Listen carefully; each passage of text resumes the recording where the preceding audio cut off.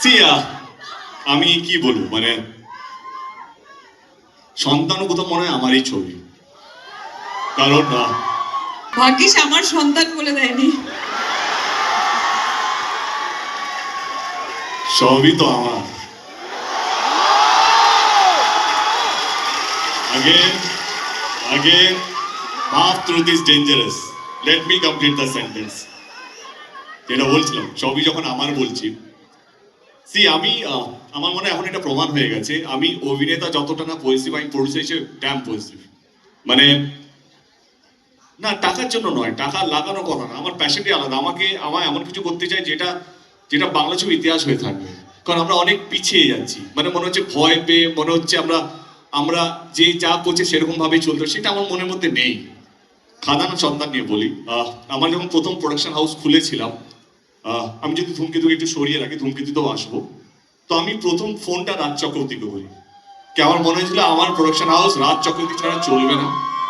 তো I went up to him and he was very spontaneous. And আমার আর রাজের আমার মনে হয় we share a very good bond, and ও কোথাও যেন আমারই মতো। আমরা এত ভেবে কথা বলি না, যেটা মনে আছে সেটা মুখে আছে, আর আমরা ভুলেও যাই, আমাদের ওই লাগেজটা নেই। তো সেই জন্য এই কথাটা বলতে পারি কি রাজ চক্রবর্তীও কোথাও আমারই মনে হয়। অ্যান্ড এবং আমার সো কল ফার্স্ট প্রোডাকশন যেটা এখন 10 বছর পর রিলিজ হচ্ছে, তার প্রথম নায়িকা শুভশ্রী। তো কোথাও যেন ভালো লাগে, কিন্তু খারাপও লাগে মাঝে মাঝে যখন কেউ সন্তান সন্তান সন্তান করে। আমার Raj, I love you Raj, but তার পিছনে যে একটা হাসি ছিল সেটা আমাকে কষ্ট দিয়েছিল। যে হাসিটা না হলেও চলতো। তো আমি সায়ন্তন, আমরা ট্যুরেই ছিলাম, আমার কাছে এলো সায়ন্তন, বাসের মধ্যে ছিল খাদানে। আমি সায়ন্তন জিজ্ঞেস করলাম আমরা কোন গিয়ারে প্রমোশন করছি। তো দাদা আমরা টপ গিয়ারে আছি। না না, আমরা গিয়ারটা চেঞ্জ হবে, আরো 10 লেভেল আপ করতে হবে, প্রমাণ দিতে হবে।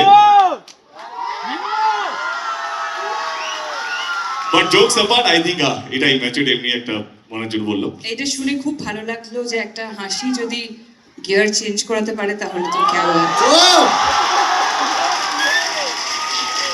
আরো আরো আরো আরো বেশি করে হাসবো, বিকজ আমি চাই ওর প্রোডাকশন হাউস অনেক বড় জায়গায় যাক। কারেক্ট আছে।